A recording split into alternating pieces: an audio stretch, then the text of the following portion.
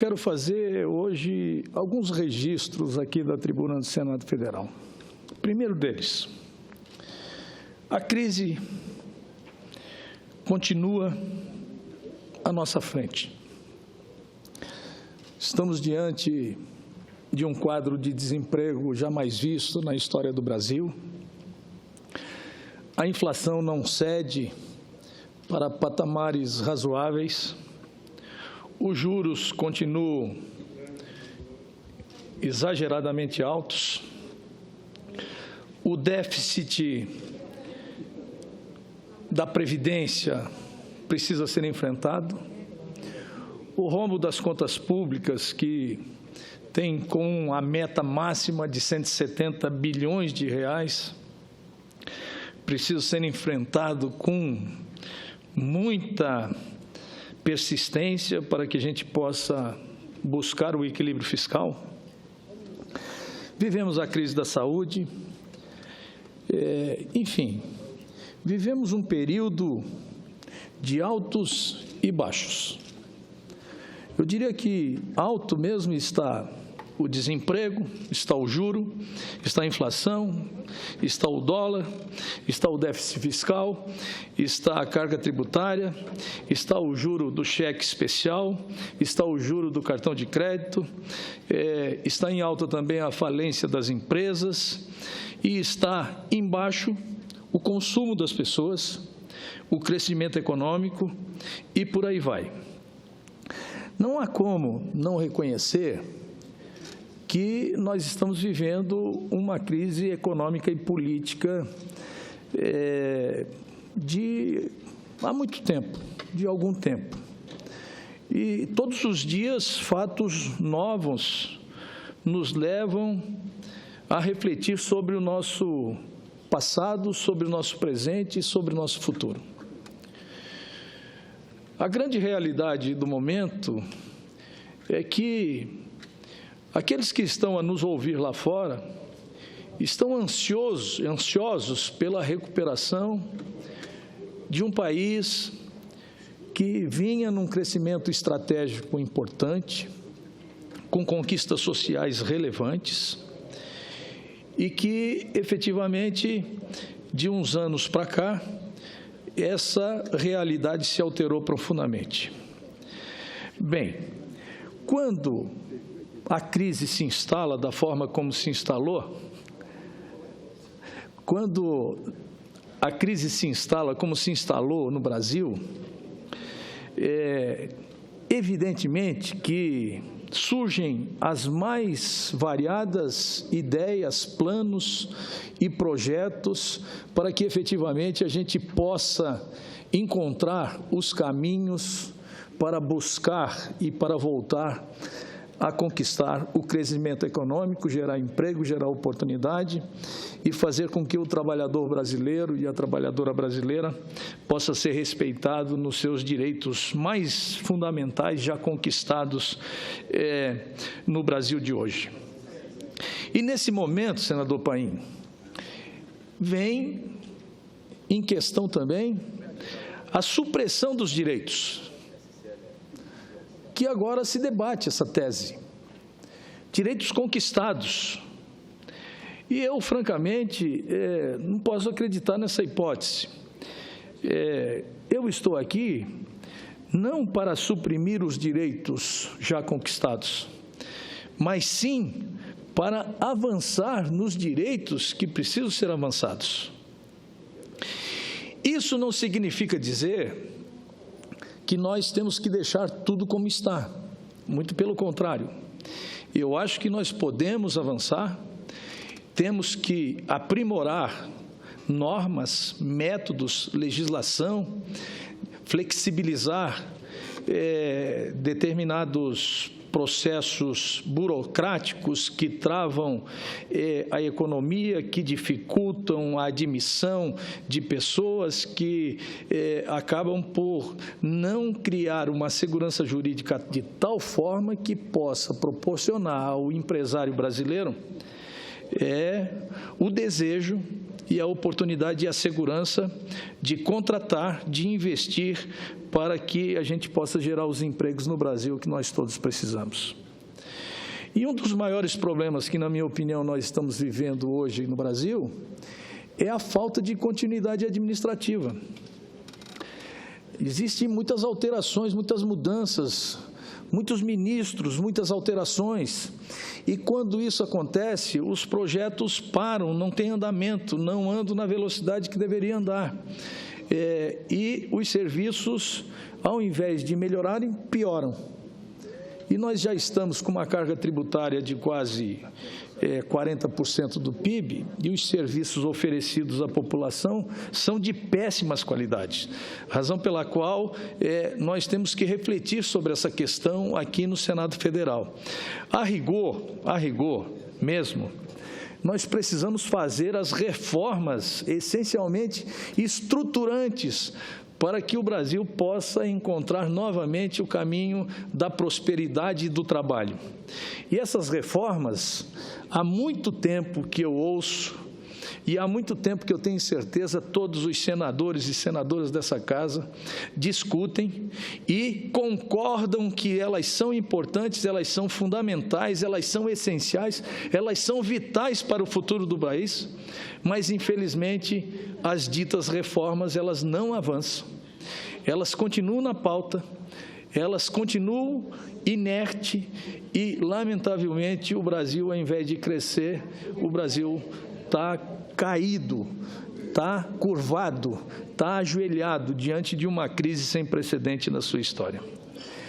Uma das maiores e mais importantes reformas que nós temos que fazer, que, quando eu cheguei aqui no Senado Federal há 1 ano e meio atrás, aproximadamente, era a reforma política, a reforma das reformas, a mãe das reformas. E nós tentamos fazer aqui uma reforma política e, lamentavelmente, fizemos alguns remendos, cujas consequências nós vamos observar agora nas eleições municipais, onde proibimos aqui o financiamento de campanha de pessoa jurídica. Tem outros projetos que agora estão em tramitação, em pauta, para proibir também a contribuição, a colaboração de pessoas físicas filiadas a partidos políticos, principalmente 6 meses antes das eleições ou coisas semelhantes. Quer dizer, mas essas não são reformas, esses são remendos, e nós não vamos construir, nós não vamos resolver o problema de uma reforma política remendando aqui, remendando ali. Nós precisamos, sim, sentar, esquecer as nossas divergências pessoais, políticas, partidárias, ter o equilíbrio, a serenidade necessária de colocar o Brasil acima de todas essas condições para que efetivamente possamos elaborar uma reforma que atenda não a curto prazo, mas sim a longo prazo, uma reforma política que possa privilegiar a governabilidade, que possa eliminar esse presidencialismo de coalizão que nós estamos vendo aí, porque não existe presidencialismo de coalizão com 30 e tantos partidos, 40 e tantos partidos e mais 20 e tantos partidos na fila para serem criados. Na verdade, isso é um absurdo. Eu fico a me perguntar aqui, porque eu percebo aqui no Senado Federal e na Câmara dos Deputados que existem líderes deles mesmos. É um negócio impressionante, eu nunca vi isso na minha vida. Desde os tempos mais remotos dos bancos escolares de primário, Zezinho, eu sempre entendia que o líder era a pessoa que liderava outras pessoas, não líder dele mesmo. Como é que ele vai ser líder dele mesmo? Por incrível que pareça, aqui no Senado Federal tem líder dele mesmo. Na Câmara dos Deputados tem líderes deles mesmo. E aí, essas pessoas, inclusive, têm o privilégio de usar a palavra, de passar na frente dos demais senadores, dos demais deputados, e o que é pior, muitas vezes nós temos que ouvir os mesmos discursos por diversas vezes quando estamos tratando de matérias semelhantes. De forma que a cláusula de barreira, na minha opinião, ela é fundamental, não tem como. Cláusula de desempenho. O partido que não tiver um certo desempenho nas eleições, seja estaduais, municipais ou federais, ele tem que parar de existir. Não é possível que ele continue existindo dessa forma como está existindo.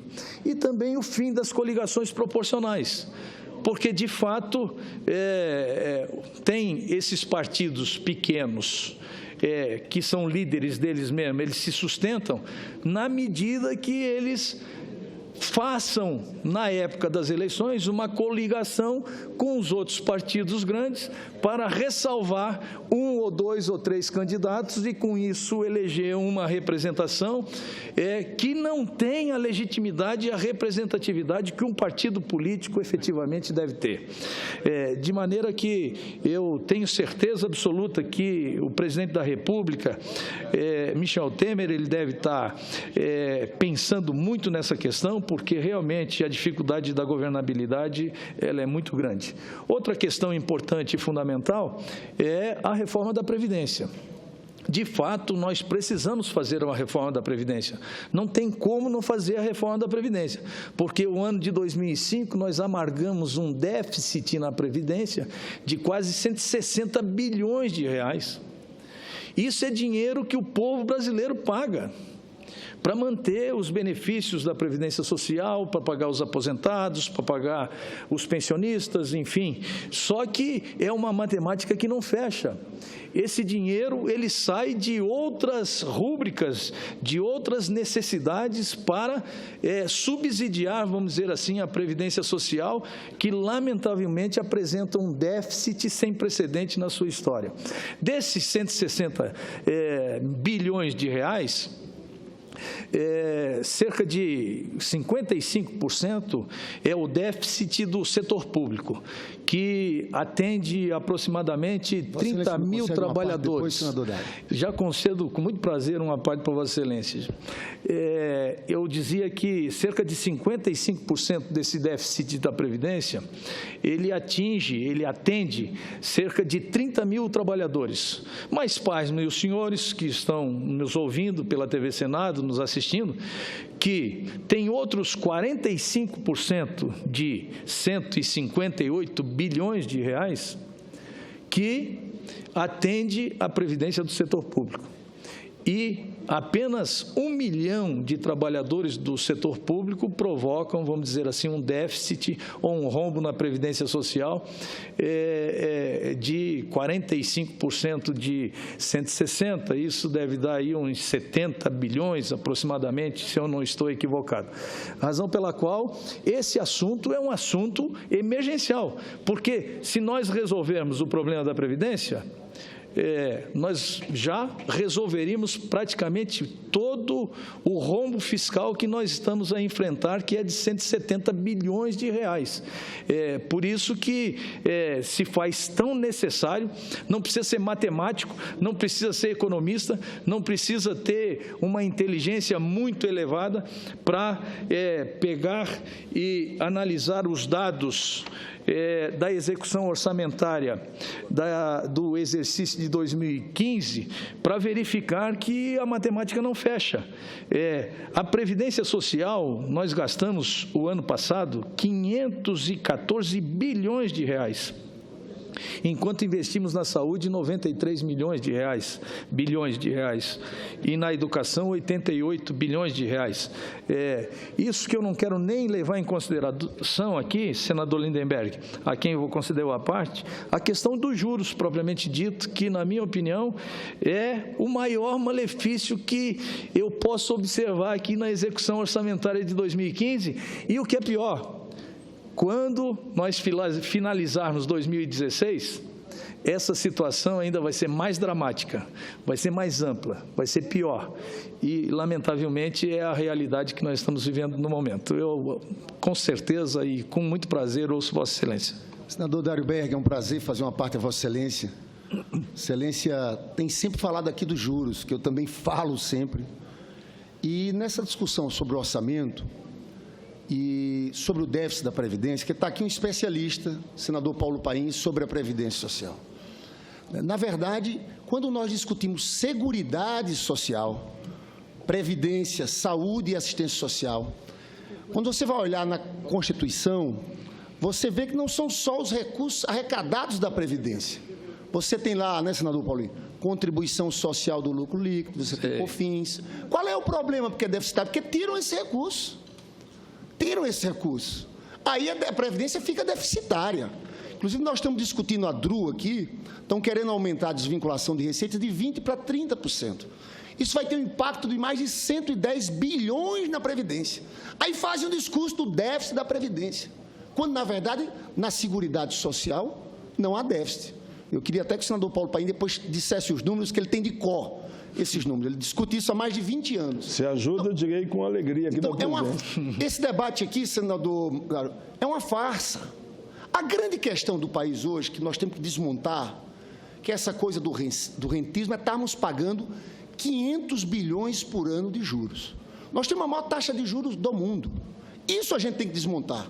Né? E, eu digo, o Brasil é o único país do mundo que você tem o título da dívida pública vinculado à taxa Selic.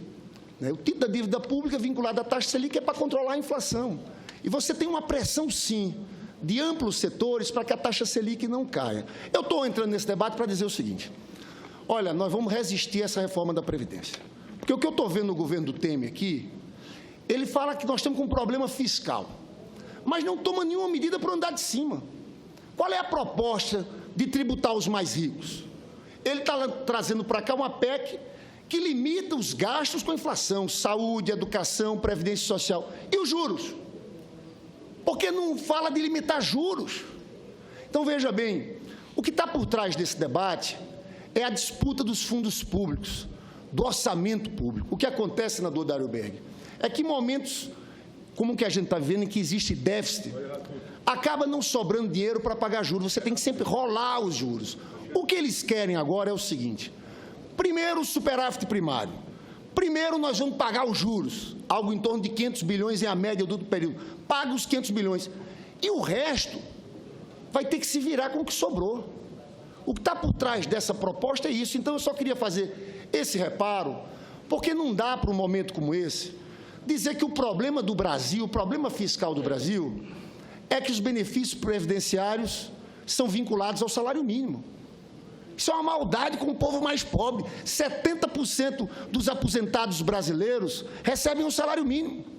Então, veja bem, 500 bilhões de juros, um sistema tributário regressivo, eles querem resolver o problema fiscal em cima do aposentado que recebe R$800. Nós não podemos aceitar isso. E até por conhecer Vossa Excelência e as suas posições aqui, eu tenho certeza que Vossa Excelência vai se posicionar na defesa do povo trabalhador. Né? E Vossa Excelência tem sido sempre muito firme nesse debate sobre a política monetária, sobre o papel do Banco Central. Então, é importante, eu acho que nós estamos entrando num debate muito importante, que é discutir o orçamento e discutir o seguinte: estamos numa crise fiscal, quem paga a conta? Porque, como bem Vossa Excelência tem falado, hoje, quando se fala do déficit, que no ano passado foi de mais de 10% de déficit nominal, 8,5% foi pagamento de juros. O déficit primário, os gastos primários comparado a essa outra despesa, é muito menor. A senadora Gleice fez um pronunciamento ontem que dizia que em 2012 nós estávamos comprometendo 4,7% do PIB com pagamento de juros. Nós subimos até 9%. Esse é o problema fiscal que nós temos que entrar. Só que, infelizmente, eles não entram porque muita gente ganha dinheiro com esses juros. Não é só o sistema financeiro. As 250 maiores empresas do país, 247 têm seus departamentos de planejamento financeiro que ficam olhando. Quando o título da dívida pública, nós estamos com o Selic a 14,25, às vezes, em vez de investir na produção, investe aqui, que é um rendimento hoje de 7% real, porque nós estamos com a inflação projetada para o próximo período de 7%. Então, é um lucro estratosférico. Então, o que a gente está tendo é uma transferência gigantesca de recursos que são arrecadados do povo brasileiro por uma pequena minoria de rentistas. Esse é o debate de fundo, por isso a gente vai travar uma batalha forte aqui, para que não joguem a conta para os trabalhadores, para os aposentados, para os mais pobres, porque tem gente falando em aumentar a idade mínima da Previdência para 70 anos. Na maioria dos estados do Nordeste, a média da taxa de mortalidade é 64, 65 anos. Na verdade, é o seguinte: Eles querem que o povo pobre trabalhador comece a trabalhar com 18, 19 anos, na verdade, morra sem ter direito à aposentadoria. Bem, eu agradeço a parte de Vossa Excelência, senador Lindenberg. Na verdade, essa é uma discussão, eu não estou entrando aqui no mérito da discussão, nós já discutimos, inclusive, isso, senador Paim. E eu mencionei no meu pronunciamento inicial de que o meu objetivo jamais será suprimir direitos, né? Agora, há que se fazer uma reflexão, uma depuração em cima dessas reformas, de tal maneira a estabelecer uma segurança jurídica sustentável para o médio e longo prazo, para que nós definitivamente tiramos isso da nossa discussão, porque vira e mexe, nós colocamos a culpa em quem?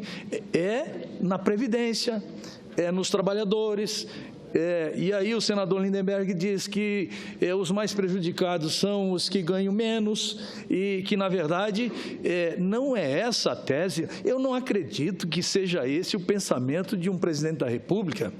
Eu não acredito, por mais que alguém possa, na retórica e na discussão ideológica e política, estabelecer esse debate, eu duvido, não posso acreditar, me recuso a acreditar que alguém instituído do cargo maior da nação possa ter em mente a supressão sistemática de direitos dos trabalhadores e das trabalhadoras brasileiras. Pelo contrário, o que nós precisamos é rediscutir essas questões, porque, diga-se de passagem, elas estão muito mal. Elas estão muito mal, foram muito mal gerenciadas, o rombo se elevou, a situação está insustentável e quando a situação está insustentável, não tem como a gente permanecer na situação que se encontra. Essa que é a dura e triste realidade do momento.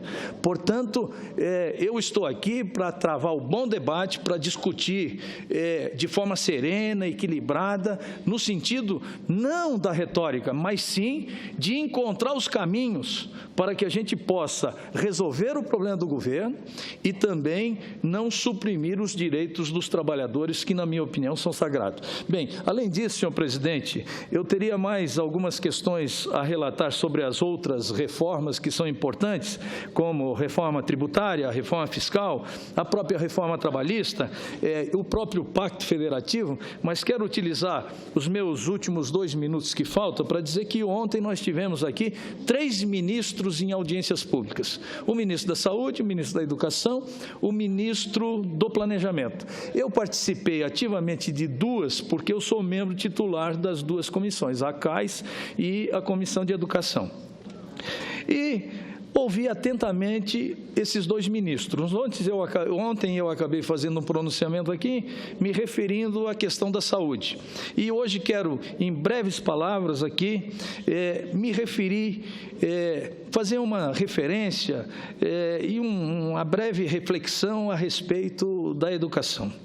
Como Vossas Excelências sabem, eu fui prefeito durante alguns anos.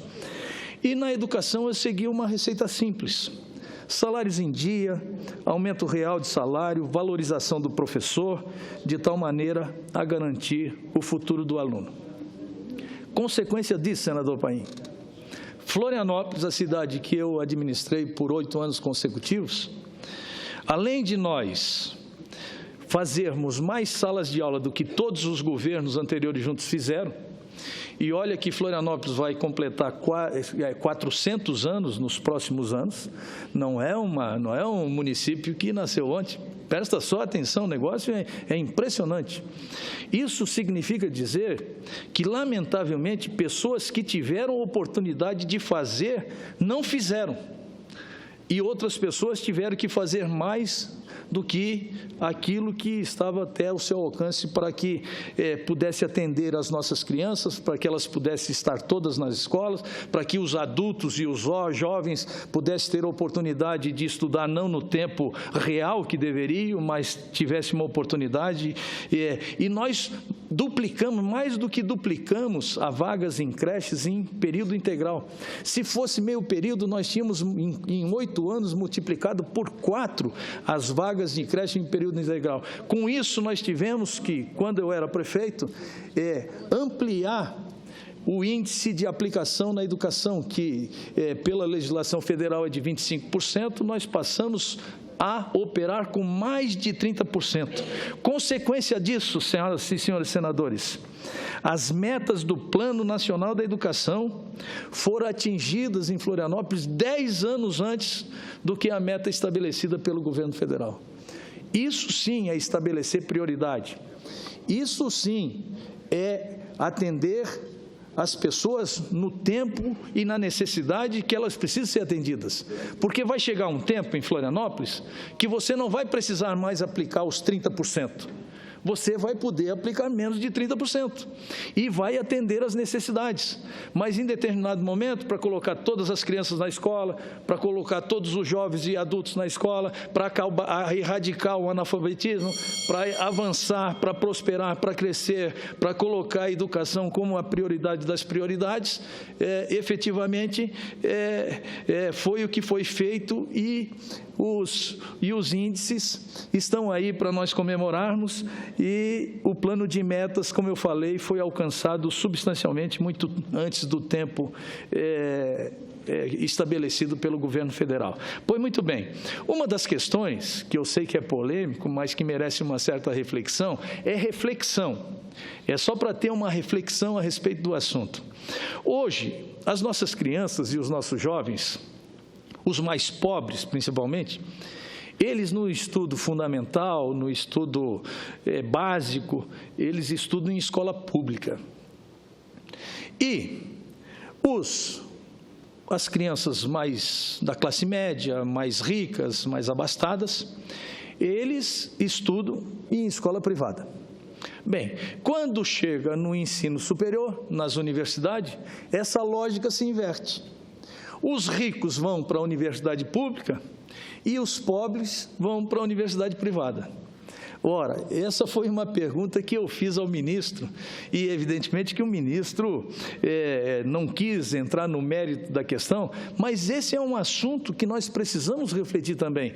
Isso só não está pior pelo efeito das cotas que foram estabelecidas, exigindo percentual para os negros, para as minorias, para os estudantes de escolas públicas que hoje podem estudar numa universidade federal, porque senão, no meu tempo, eu me lembro, só tinha Universidade Federal, Paulo Paim, senador Paulo Paim, só tinha, nós só tínhamos uma alternativa, ou era a Universidade Federal, ou era o vestibular da Universidade Federal, ou nada.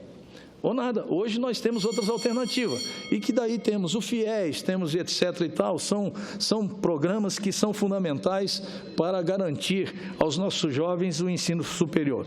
Então, na verdade, essa é uma questão assim que me preocupa e que me traz assim um desejo de discussão desse cenário, entendeu?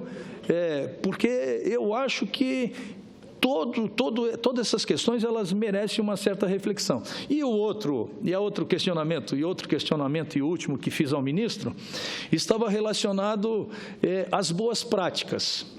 Invariavelmente, nós do governo, nós temos por base de atuação ajudarmos aqueles que não fizeram o seu dever de casa, que não fizeram o seu dever na época que deveriam ter feito. Então, municípios com IDH muito baixo são aqueles que merecem a nossa atenção e, sinceramente, merece e deve merecer e deve ser a prioridade. Mas nós não podemos esquecer aqueles municípios que deram certo, que fizeram o seu papel de casa, que prosperaram, que evoluíram, que orgulharam a sua população, porque aí nós estamos matando aquilo que dá certo. Então, nós temos que continuar incentivando cada vez mais para que isso sirva de um case para outros municípios que não avançaram como deveriam ter avançado no tempo que era o tempo desejado.